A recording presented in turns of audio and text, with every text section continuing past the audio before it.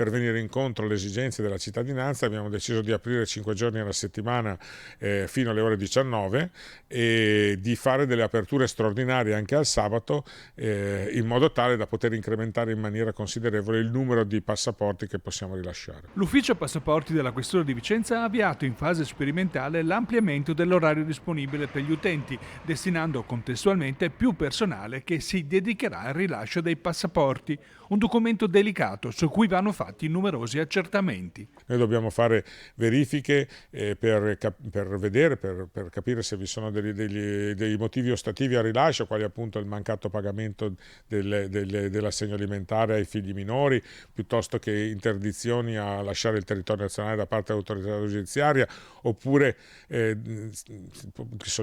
verificare se il soggetto che richiede il passaporto abbia delle pendenze di carattere economico-finanziario con lo Stato e così via. 10 settimane di sperimentazione che potrebbe essere ulteriormente estesa in funzione del numero di richieste. Per ora sulla piattaforma web i posti prenotabili passano da 70 a 100 al giorno. In questa fase si potranno gestire circa 150 appuntamenti giornalieri. Facendo un calcolo approssimativo, tenendo conto che riusciamo a ricevere 50 persone al giorno in più, 5 giorni alla settimana per 10 settimane, sono circa 2500 richieste in più che riusciremo a soddisfare nell'arco dei prossimi 2 mesi.